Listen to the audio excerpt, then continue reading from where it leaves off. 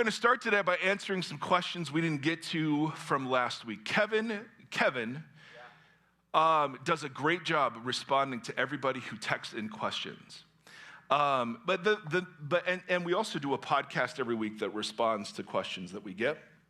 In this case, there were some we just wanted to highlight kind of in this space. So we're going to start with them and then dive into our text this morning. So fire up the questions if you would, Sarah. Number one, what genre should we consider Genesis 1 to be? Now, do you guys know what genre is? Right? Genre is the kind of literature. And one of the major points we made when we continue to make as we talk about what the Bible is and how we approach it, is that we often approach the Bible as if it were like one book, and it is to be read the same way the whole way through, instead of approaching it as if it were a library or a Barnes & Noble bookstore where there are all sorts of different genres. The problem is the types of literature aren't marked out for us. So it's not like it'll say, hey, you're coming to historical narrative here, or mythic poetry, or parable here, or apocalyptic literature, prophetic literature. You just kind of don't know that. And so the temptation, at least growing up, was just to read the Bible as if it were to be read the same way the whole way through. So this is a really insightful question, because how you answer what is Genesis? What genre is it? Is it science? Is it history? Is it mythic poetry? What is it? Will to a great degree determine on how you interpret it down the road. I'm going to postpone the answer to that question because I want to just approach the text as it's coming to us, and then we'll kind of see along the way what it's getting at. And not shockingly, I don't think that Moses was trying to answer the question, hey, how old is the universe? When he wrote Genesis 1. I think he was answering a bunch of different questions. And so we'll get to those as we move on. Great question. Next. Why didn't translators use what appears to be a simple Hebrew translation? Remember, last week we looked at the first sentence, in the beginning, God created the heavens and the earth. And we noticed that heavens and earth, what comes to my brain in the 21st century is vastly different than what the Hebrew author would have meant by heaven and earth. And the translation we suggested was earth just means the stuff down here, and the heavens mean the skies up there. And so in the beginning, God created what's here and what's up there. And when did he do it? Well, he did it in the beginning, which in English, again, sounds like a very definitive point in time that unleashes some sort of chronology. But as we looked at last week, Reshit, the word for beginning, and must be pronounced very carefully, stands for a preliminary period of time that the author just wants to kind of get out of the way. Similar to like when we say, hey, once upon a time, then this happened. All of this should be review, hopefully. So the question becomes, well, how come this isn't always reflected in the translations that we have in English? And translations translators have an immensely difficult job, because not only are we learning more and more about the Hebrew worldview and the ancient Near East, but English words change over time. And so heaven didn't always mean a post-mortem place you go where you die. Heavens meant the skies back in the day. So I think the translators do a phenomenal job, but they can't always capture. I mean, for those of you that travel internationally, when you step into another culture, you're not playing by English rules anymore, right? You're not playing by how the English language works, or, right? I mean, we can have Google Translate, or we can have other things that will help us, but that doesn't give us comprehension. We may be able to piece a sentence together very poorly, but that doesn't help us understand what exactly it is they're talking about. And so one of the things that we're going to continually hold up throughout this whole conversation around Genesis is how much we import our 21st century American worldview into a 3,000 or 4,000 year old document, and how we have to unlearn that practice in order to really hear what it's saying. So I think the translations are okay.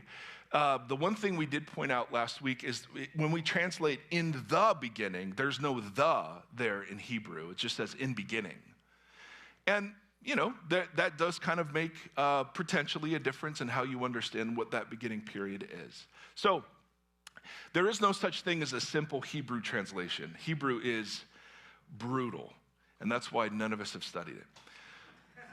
So we're thankful for all the work that goes into English Bibles. Next, Kevin, tell me Mike has at least 7 black shirts, 7 brown shorts, and several flip-flops.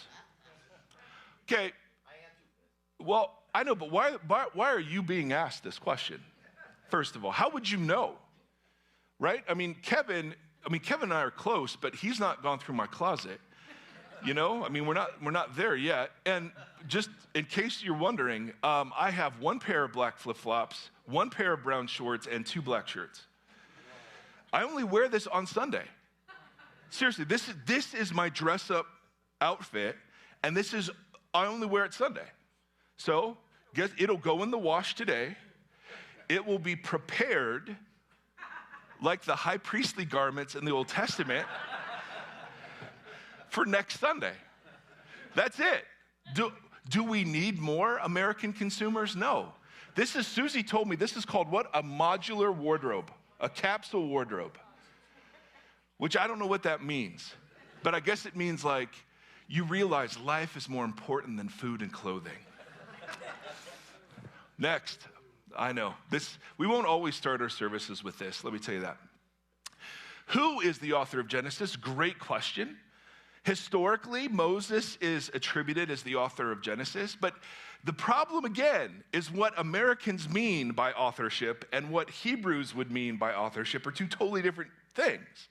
So when we say Moses is the author of Genesis, we think we mean Moses just penned Genesis 1, handed it to the scribe and said, okay, make 1 billion copies of this, and we're good. There's no doubt the Torah originated with Moses, and so in that sense, he is like the source or the start of Torah, but how the Old Testament came together is really interesting, really human, really complicated, and therefore beautiful. And so, yes, he's the author, but not maybe in the Hebrew text that we have. He's the author of a Hebrew text or a series of oral traditions that then got codified and moved into relationship with other pieces in the Hebrew Bible. Like a narrator? I don't know that I would use the word narrator here because narrator implies he had this omniscient view and was just sort of, God was showing him what was happening and he was just writing it down. I would rather think Moses is a bit of a translator, taking the thought forms of the Hebrew Bible and the ancient Near Eastern world of which he is a part, and then revealing Yahweh through those in very true and real ways. And we'll get to that in a second. Great. Next. Okay, last one. With Genesis 1:1 saying, in the beginning, God created the heavens and the earth. And if the original contextual Hebrew understanding was that heavens and the earth meant what's up there and what's down here, what was the likely belief / interpretation of the original hearers of God's creation of the spiritual realm? Does heaven and earth mean all that is, including the spiritual realm, all of creation? Or would the original hearers believe that God created all that is physically, but the spiritual realms were already existent? What a great question, and we'll get to it. So all that buildup was, it's coming. Short answer, absolutely. They didn't differentiate in the way the physical and spiritual is differentiated in us. Right? So for us, we make a very hard and fast line between what's spiritual and what's like material. I don't think they had that same way of understanding it, and that's part of our problem. All right. That's last week. Here's this week. Fire up Genesis 1:1. In the beginning, God created the heavens and the earth. So we looked at beginning, we looked at heaven and earth. The next word in our sentence as we speed our way through the first sentence of the Bible is the word God. In the beginning, God. Now, this whole little teaching is going to be from the obvious school of obvious. So this is stuff we all know. But in Hebrew, there's a breathing mark under Elohim, the word that we translate God, which means the reader, because you would hear this, you wouldn't read this, you would hear it read, that the reader would pause. In the beginning, God created the heavens and the earth. So we wanted kind of our series to reflect that same pause. In the beginning, God. Before we rush into all the other stuff, in the beginning, God created the heavens and the earth. So let's talk a little bit about the God that Genesis presents us with, right? So the word that's translated God here is the word Elohim. And it's a generic, and this gets confusing, it's a generic name for a deity. Tim Mackey at the Bible Project, they've settled on a phrase, spiritual being, to describe what an Elohim is. And I really like that. I think that's a great way to say that, because Elohim can also refer to angels or lesser gods in the Old Testament, like a divine council we'll explore down the road. So Elohim, and this is, again, Elohim is used in Genesis 1 as a generic name for deity that we translate God. Very similar to our English word God. You could, if I said, do you believe in God? And you say yes, that doesn't narrow it down much. Correct? Yahweh, next slide, is the personal name of the God of Israel given to Moses, and it's used in Genesis 2 when we read about God. So there must be a reason why Elohim is used in 1 and Yahweh is used in 2, because clearly the author of Genesis had both available and chose specifically to use Elohim first. So Sarah, back, if you would, one slide to Elohim. This word is, it is a noun that's put in the plural. The I am there says it's a plural word. And that's because it's a noun of majesty. It's something that happens throughout the Old Testament and the ancient world, where you would take a noun and you would place it in the plural so it's almost like a royal, like when the royal we, when the king or queen of England says, let us, or we, like that's a plural of majesty. And Elohim, because it's a plural, whenever it's followed by a singular verb, I know, guys, look at me. You love this. When it's followed by a singular verb, it's in reference to capital G, God, the Elohim. When it's followed by plural verbs, it means the gods or the spiritual beings, of which Yahweh is one, all right? So monotheism doesn't say there's only one spiritual being, because the Bible clearly teaches there are loads of them. Monotheism means that there's one supreme being who created everything, including the other spiritual beings. Are you with me? So Elohim is just an interesting word. It's in the plural first, and that's a plural of majesty. Secondly, it's a generic name for deity, and we'll find, if we were to take the time, which we will not today, but we'll find other beings called Elohim, but they're used that differently. So here, in the beginning, God created, singular verb. We're talking about the God, the definitive spiritual being, the spiritual being over all the spiritual beings. Are you with me? Hallelujah. All right. And the reason that word is used here and not Yahweh is because the author in Genesis 1 is trying to capture the absolute grandeur and power of this God over above everything else. Like yes, there are loads of spiritual beings in the Bible, but there's only one God like this. So we're acknowledging the category of spiritual beings, but there's only one supreme one that rules over all the other ones. Now, to look at how different the Bible presents Elohim versus how other creation accounts in the ancient Near East presented him, I need to set this next point up with some quotes, all right? Are you guys okay? Okay, well, we're going anyway, so God bless us. So this is from Richard Carlson and Tremper Longman, and this is adapted from them. The early chapters of Genesis accurately present two accounts of cosmic and human origins. So Genesis 1 and Genesis 2 are two different accounts, and we'll talk about that.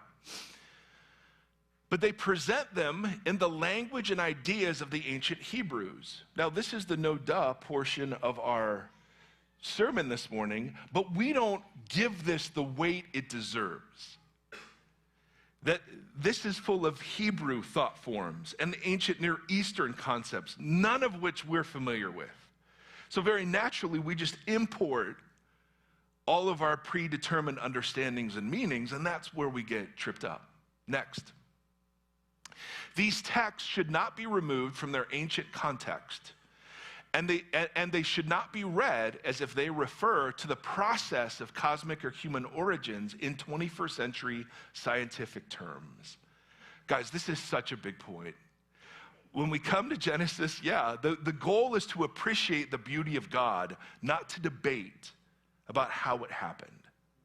The author is not interested in when or how. The author is interested in what was created and why, as we talked about last week. So these accounts speak in terms of ancient Near Eastern perceptions of the world, and they should be interpreted in that setting. When we discern the meaning of the texts in their ancient context, we find that they constitute a worldview statement about God and his relationship to the world, and about humans and their relationship to God and the world. This basic worldview statement transcends its ancient cultural setting and commands the attention of God's people in all places and all times. This is the difference we talked about last week between physics and metaphysics.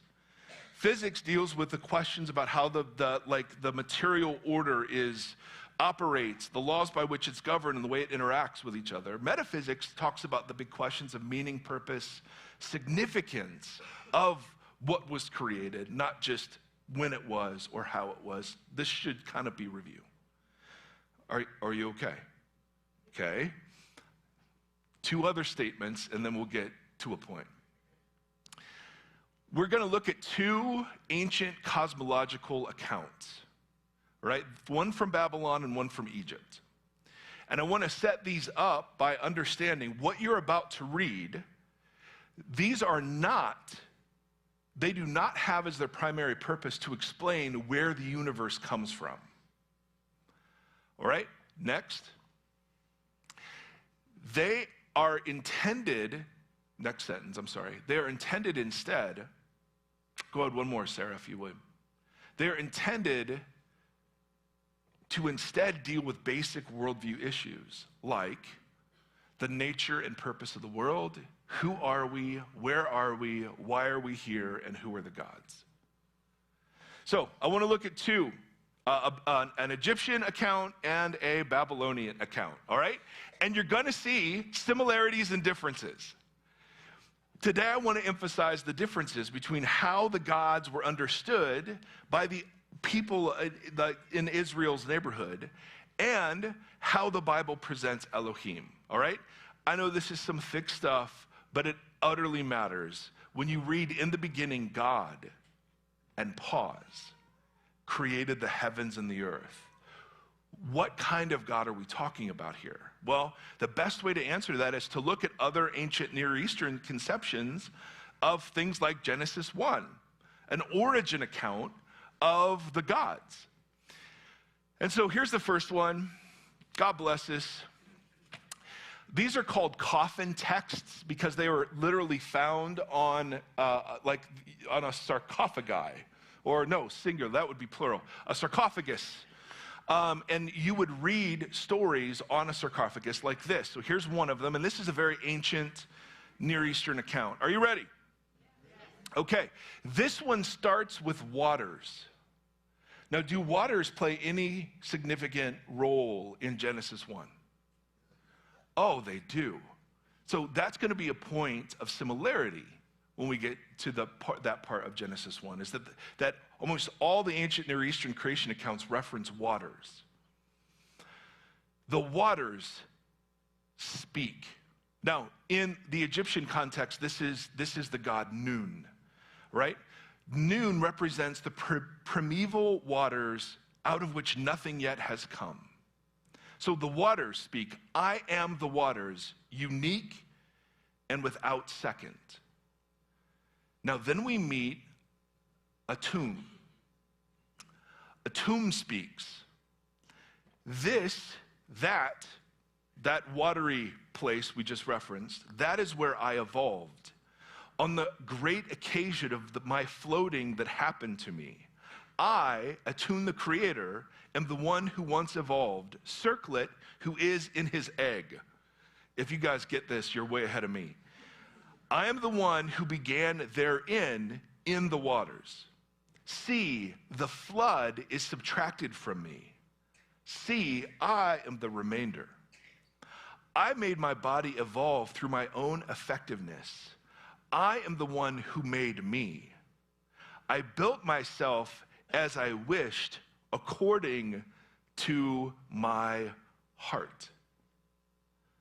So this account starts with waters, ancient primeval waters. That the waters themselves aren't considered a created thing. That's just an image for non-creation. And out of this evolves this God, a tomb. And he floats to the top of these waters as an egg. That egg breaks open, and out of that egg, land emerges. And on top of that land is an ancient pyramid, where Atun then stands and creates 8 other gods. But notice here, what are the things that you see that are similar? Well, they're waters, right? You have land emerging out of water, and you have one God creating other gods. Okay. But in this case, the thing that really jumps out is that there is, like, this God, the creator God, had a beginning, correct? Did this creator God always exist? No, he came from this non-existent place of the waters and almost caused himself to come into existence. Are you with me? Yeah. A little bit? Okay, all right. So there's Egypt, ladies and gentlemen. And this is a rabbit hole that has no end. Where are the aliens? They came with the dinosaurs. Okay, so we'll get to the aliens, yes. So good. That's funny. That's so good. All right, here's a Babylonian account. This is called the Enuma Elish, and it's very, very well known.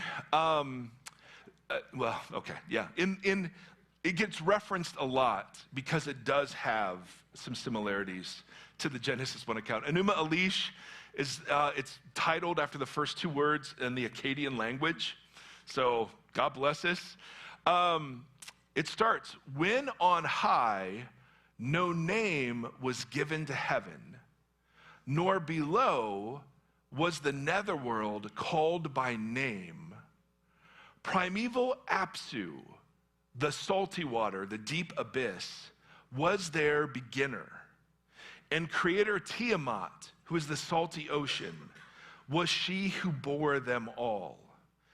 They, Tiamat and Apsu, were mingling their waters together in a reproductive act. When no gods at all had been brought forth, none were called by names, none destinies ordained. Then were the gods formed within these 2. All right, stick with me. Here's what's being said here. In the beginning were waters. Have we heard this before? Fresh water, salt water. Both represented by deities. The deities weren't like the god of water or the god of fresh water, but they were the waters. Okay, the deities were the waters, the fresh water and the salt water. They commingle together and create gods. They create, I think it's 8 initially. Apsu, who is the kind of freshwater god, is very annoyed, I kid you not, by how much noise the other gods make, and so he determines to kill them. Parents.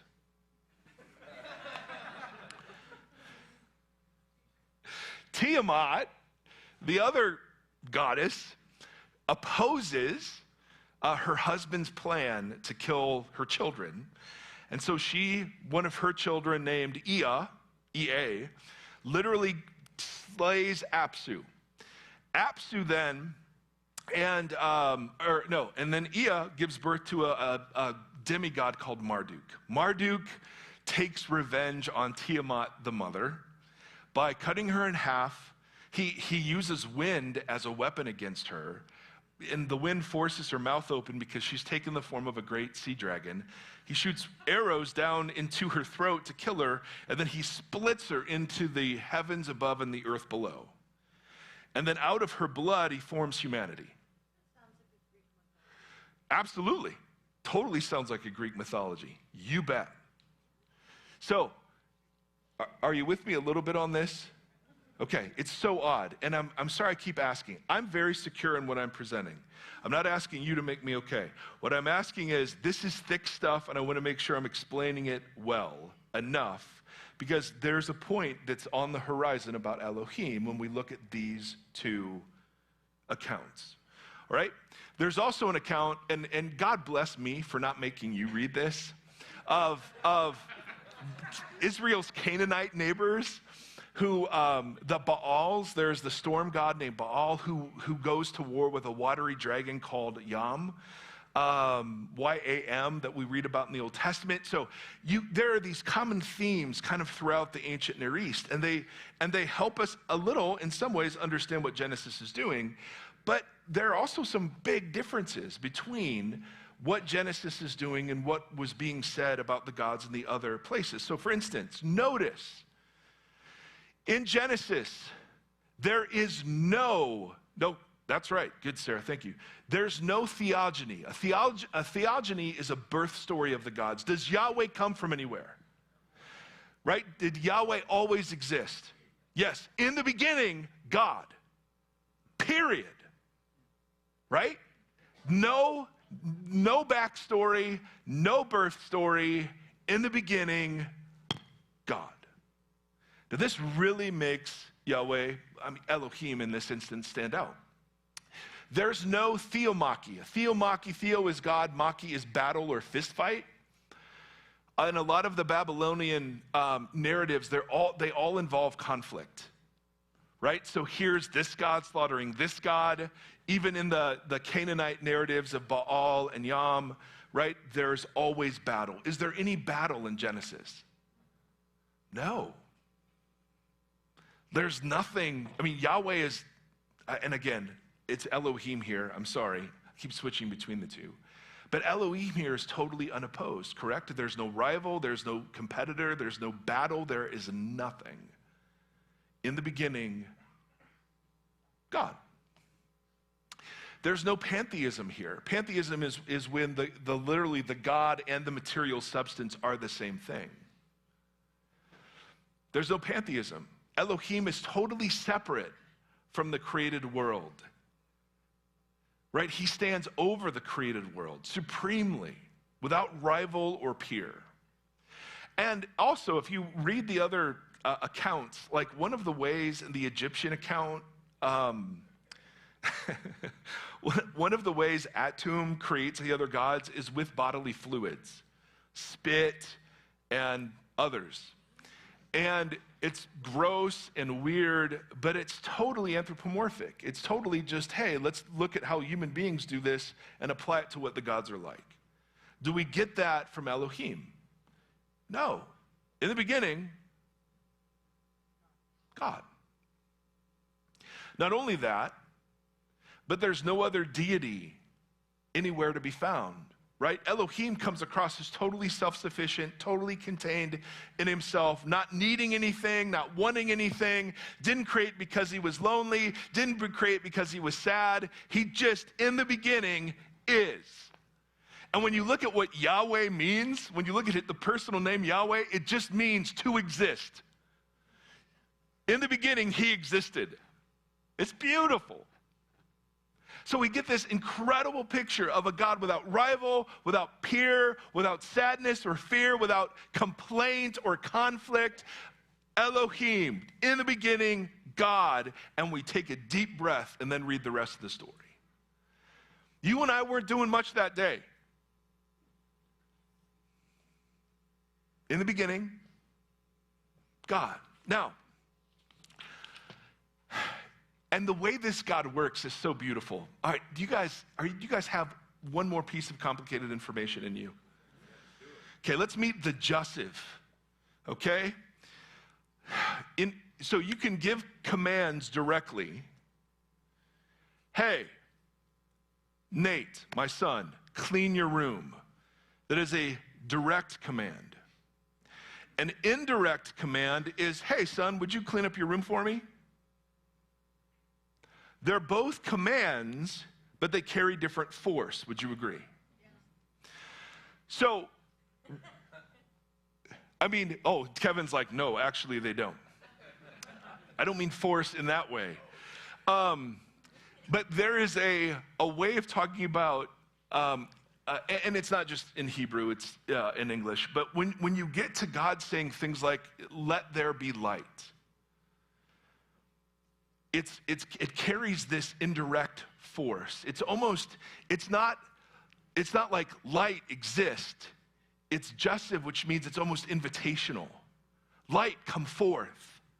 Like the picture we get of Elohim's power, just from this word let, is of a God who isn't domineering or bloodthirsty or like abusing power. It's a God who invites almost the light's participation coming forth.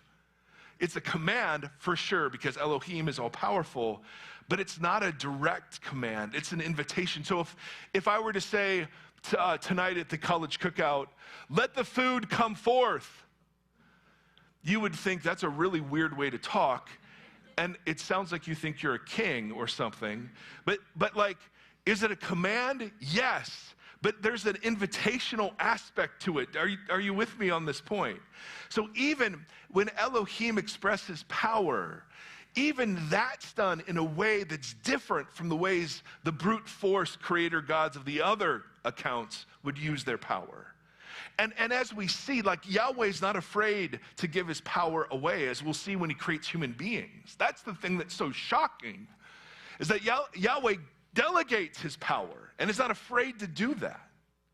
So even here in just let the light come forth, you get a glimpse of the kind of God that Yahweh is. Now, if you're thinking, Mike, this isn't really fascinating, but thank you. I've always wondered what Enuma Elish read like in Akkadian. Why in the world will we spend any time on this? Well, first, I want to honor the pause, because we're all about pause patrol. Here, come on. So dumb. I know. That's not going to get to the 11, okay? That's just a 9 o'clock special. No, I didn't. That just happened. Let a dad joke come forth. What are people who believe there is a flat earth afraid of? Sphere itself. Let laughter come forth. What? No. There is a storehouse. Have you seen where God keeps the hail? I have a similar storehouse. No. Good Lord. Why? Okay, what were we talking about? Why does this matter? Okay. When I stand up, you know it's serious, all right? There's a sense in which American Christianity has taken on a thoroughly self-individual, absorbed kind of form. Like I'm watching, I've not been on Instagram for years, and God bless Instagram, but I'm back on it, and I'm bombarded with snippets of sermons. And, I love it. I love a good sermon, man. It's what I do, and I've preached some horrible sermons, so I have no desire to ever, critique other preachers, because I know, it's not the easiest thing in the world. But I was struck by how many of them are fishing in the same ballpark of, here's how you unlock your dreams, here's how you find the doors of your destiny, here's how you maximize who God created you to be. And they're all of those things, all of that thinking has what in common? Yeah. And so I'm sitting with the weight of Elohim and just how the Bible presents him. In the beginning, God. And I'm reminded of this speech that Paul gives. in Acts 17 where he ruminates on what God is like from the Genesis account. So if you remember, he's in Athens. He's preaching this strange thing called the resurrection, and so he gets called up in front of this like council that would examine new teachings that came into the city.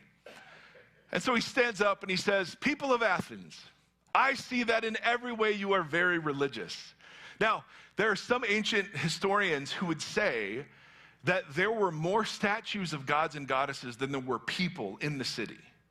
So in every way, they were very religious. I even found an altar with this inscription, "To an unknown God." They were so religious that they had an extra statue in case they missed one. And so Paul, genius, "Hey, I want to share with you what was unknown. I want to proclaim this to you." Next. "So you are ignorant of the very thing you worship. And this is what I'm going to proclaim to you." Now, he's talking to Stoics and Epicureans. And I wish, this is a master class on dismantling the assumptions of Stoics and Epicureans. It's absolutely genius. But just notice some of how, sorry, Tim, you have to check your paddles. Pedals? Are those pedals? Let me just say this. Speaking of paddles, Tim Timmons and I showed up at the Williamson County Rec Center on Wednesday morning playing pickleball, and those old ladies, we were very intimidated by how good they were. We kind of thought, hey, we're great guys, we're athletes, we have paddles. Okay, I'm sorry. This is a master class on what Elohim means, okay, right here. So he's looking at this. He says, the God who made, the singular God who made the world, and just so we're clear, everything in it, is the Lord. Lord here is kurios. It means master, owner, possessor. He is the Lord of heaven and earth. And he does not live in your puny temples built by human hands. I mean, guys, you talk about a thesis statement. The singular God of everything he is the owner and master of it all, and he doesn't live in your temples. I love that. Next. And he is not served by human hands. Oh, no, this word served is the word therapuso. It's where we get the word therapy. It's the picture of God doesn't need our help. He's not depressed. He's not anxious. He doesn't need our therapy. He doesn't need our worship. He doesn't need our sacrifices. He doesn't need our obedience. He doesn't need us to glorify him. It's like when Jesus comes strolling into Jerusalem and he's like, hey, even the rocks will cry out, ladies and gentlemen, if you're not going to. Right? That's the picture. This singular God who made everything is the owner and possessor of it all, and he doesn't live in temples, and he's not therapied by your human hands. He's not lonely, he's not anxious, he's not afraid. He's not served by human hands as if he needed anything. Rather, he himself gives, and then notice the list. Life, how much does that leave out? Breath, how much does that leave out? And then just in case anything was left out, and everything else. So instead of a God who we see as needy, this is the God who gives everything. From one man, he made all the nations that they should inhabit the whole earth, and he marked out their appointed times and history and the boundaries of their lands. God did this so that they would seek him and perhaps reach out for him and find him, though he is not far from any one of us. You could not physically do anything more ridiculous than what he did verbally to this audience. Like, if you could dismantle an entire way of seeing the world in like 3 sentences, that's what it would look like. And all of that is just a reflection on Elohim, correct? He made everything. He wasn't lonely. He doesn't need us. And it's a shock if you really get that God into your head, that then that God invites human beings to partner. Then that God turns out to be interested in the numbers of the hairs in our head. Then that God wants covenant relationship with us. But there seems, at least for me, I don't know how this is for you, but every now and again, I just need to be reminded, in the beginning, God. Not me, not my dreams, my life, my goals, my comfort, my convenience, my significance, my purpose, my meaning. In the beginning, God. And all of those things that I just listed are fine things, but they're actually found if you grant the significance of the first half of the first sentence of the entire Bible. God isn't up there saying, hey, you, do great things for me. Like there's this whole evangelical pressure. I've got to do great things for God. Where does that come from? And that God's job is to equip you to do great things for him. Where are we ever commanded to do that? This is the command that jumps out to me. Let's Instagram this right here. Go ahead, Sarah, 1 Thessalonians. We urge you, brothers and sisters, to do so more and more. Make it your ambition to lead a what? You should mind your own business. And work with your, just computer, that's hands. Thumbs. Just as we told you, so that your daily life may win the respect of outsiders, so that you will not be dependent on anybody. Does that sound like doing great things for God? God does great things for God. And sometimes he invites us into those things. Hallelujah. But the pressure's not on us to make our life count, to make a mark for the kingdom. He will do it. In the beginning, God. And I, as a beloved speck of dust, am honored to play a part, but it doesn't rest on me as if he needed anything. I think every now and again we get a picture of this jealous God who's like, you better glorify me, you better glorify me. And I just don't think that's how the text presents what God is actually like.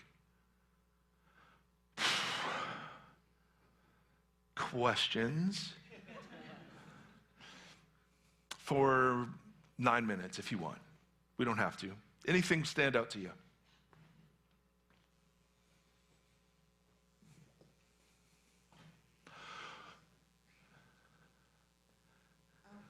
Okay, can we go back to that last sentence about the mind your own business? I'm sort of being funny, but I'm also sort of like, this is not the message that I've been given about, and I feel like everybody is given about the purpose of my life. You're supposed to succeed, you're supposed to excel. I mean, wherever you got that message from the church, from the school, and we never got the message of mind your own business, work hard, and just be good. That's all you got to do. That sounds so nice. I'm a little angry that this was in the Bible the whole time. Well, I love you. First of all, you're the best. And I do think, like, Paul uses very active imagery to talk about discipleship. Like, we're not talking about just being lazy or passive. I don't think that's what Jesus was talking about. Right. But we're talking about removing the pressure to have to be great, significant, meaningful, or my life didn't count. Yeah, that's what I mean. It sounds so nice to just work hard, be good, do good, and just mind your own business. Like, that sounds so nice. And that is not the pressure I've been feeling for 43 years. Yeah, totally. Yeah, and that comes everywhere, right? You've got to parent, you've got to grow kids God's way, you've got to run a business God's way, you've got to date God's way. And it's like, I'm all for the wisdom in those things, but there is this sense like it does rest on me to be like, the other thing I noticed on Instagram, and again, I'm an old guy talking about Instagram, so although, like, I get it, okay? Roll your eyes, I got it. But all I get from Instagram, and maybe I'm clicking on the wrong things, are life hacks.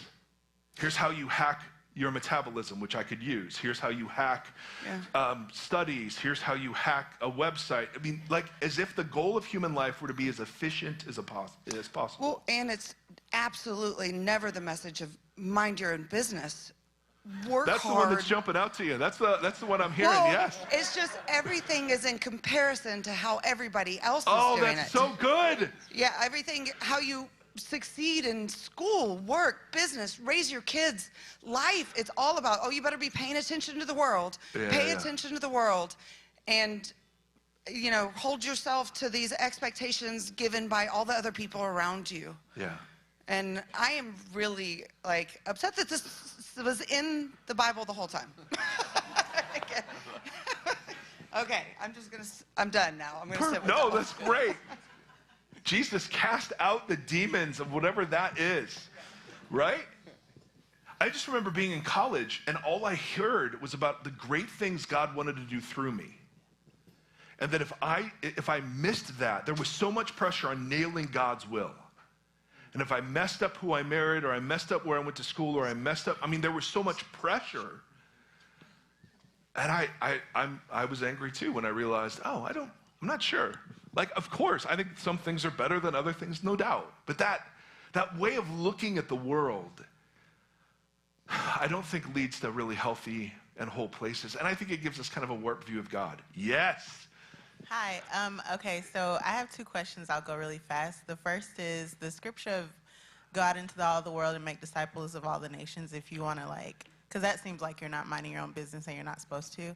And then the other one is it seems like it's really easy to read the Bible wrong, so if you could just tell us how to do it without you, that would be great.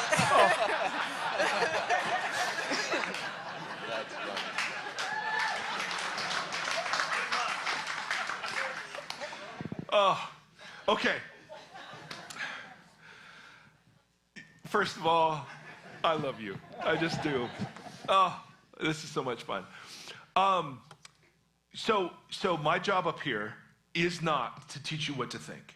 And I know, like, we get intellectual sometimes, and I have to war against just staying up in that space, because that's where kind of I live by personality. I want to cause wrestling, because that's what Jesus seemed to do, right? His teaching, it didn't end a conversation. It sort of started them all over the place. And so I have no doubt there are many things that I'm not correct on. But I don't see my role in this community as trying to get everybody to agree with how I would see things. So I don't ever want anyone to feel like, I think you're misunderstanding. I think you're doing a great job. So how do I do a great job on my own? oh, thank you. Because that verse said we don't need anyone. Yeah. At the end of minding our own business. Okay. Oh, I love that. Okay. If I were saying, okay, somebody said, I want to learn the Bible more, what do I do? So print out like the book of Mark, eliminate all the paragraph breaks and verse numbers, and then start reading it, and have a notebook and write down every question that comes up. Well, what's son of David mean, and why does that matter? Who's son of Abraham, and why does that matter? What's the gospel? What's repent mean? And place yourself as much as you can in trying to hear it for the first time. And you will have far more questions than you do the Bible at that point, right? And then find somebody who will be a co-learner with you in working on, hey, what are these things? Because there are zillions of references that are out there that are incredible that will help. So I don't think the goal is ever to be someone who can do it by themselves. I think we read and understand the Bible best in community. But that's where I would start. About the disciples, how did the early church go and make disciples? Well, there were some that went and proclaimed. And then there's then we have letters to all the people who received the proclamation to just be faithful in the context they were in and be the church. And that it was the church's role to make disciples of all the nations. And so I don't see the two commands as opposed at all. I think if the church provided a transformative narrative that counters the narratives of our age, I think that's a pretty powerful witness about the truth of Christian discipleship. I think what isn't always a great pointer to the truth of Christian discipleship is a bunch of people talking about life change they haven't really experienced because they feel pressured to rescue people from hell. Does that make sense? So, this is so great. So, what Jesus is inviting us into is a way of looking at the world. And that way of looking at the world, when we walk in partnership with the Spirit of Christ in us, transforms us. So he's not inviting us into a doctrinal statement. He's inviting you in your real life to see the work of Elohim and Jesus all around you, so that instead of going through life feeling pressure to be great, you go through life being thankful that it's because it's all a gift. Right? I wasn't entitled to anything today. I just am thankful. Does that make sense? So the leading a quiet life, minding your own business, is I'm more concerned with becoming Christ-like than I am with being effective for Christ. Does that make sense? And I would argue that, especially today, is the much greater witness. I think we do. There are times, absolutely, we speak and proclaim. Absolutely. But we've so overemphasized that part that many of the things that we speak and proclaim, we haven't really experienced ourselves. So you will hear people talk about the joy of the Lord, and they don't really experience that. Or they'll talk about how, Jesus has totally delivered me from something, and then you find out they're still wrestling with it, and that's why they preach against it so hard. You know what I mean? So I just think there's an alignment there about being the church that we miss, that we want to kind of recapture. Does that help? Okay. One more maybe? Yeah. That was okay. I guess you we're pretty good. much answered what I was just going to say about that tension between like this quiet life and minding your own business, and also spreading the good news, which is in the Bible where it says, "Be ready to give testimony whenever you're asked." Yeah. But you're saying actually, let your actions speak louder than your words, is what I am thinking. Well, yes, but I think it's something deeper than that. Like, so Peter's writing to churches, and he says, set apart, before he even gets into giving answers, set apart Christ as Lord. And I think that's the part where we miss, that the role of the community is to embody a community where Jesus actually is Lord over that community. And when people ask with gentleness and respect to give an answer, utterly and absolutely, I'm all for that part. No question about it. But what's the provoking of the question? Is it my conversational zinger about where they're going to go when they die? Or is it like there's an uncommon life being lived by this community that has won the respect of outsiders? And it won't always, because we're always in tension with the world in some really dramatic respects. But there are other ways we provide a refreshing counter-narrative. Imagine a group of people who decided they wanted to be excellent at whatever they're doing in order to honor God, not because they needed to be great. Like, that's a whole different thing. I hope that's helpful. Yeah. Okay. Here's what we're going to do. I'm going to invite Susie and the band up. I'm going to pray. So we're just going to open it up. We're going to do we're going to spend some time going to the table, going to the prayer stations, worshiping, and, go ahead. And I just want to close us in prayer. Jesus, we are so honored to be just reminded of our dispensability in some way. Jesus, we're so honored to be reminded that you don't need us and yet invite us and want us and pursue us and chase after us. Jesus, help us to live in this beautiful tension between being obedient and wanting to see you move in the world, and yet also not feeling the pressure of having that rest on us. And so, God, we just want to pause this morning and just say, in the beginning, God. We want to pause and just reflect on how glorious and majestic you are. Amen.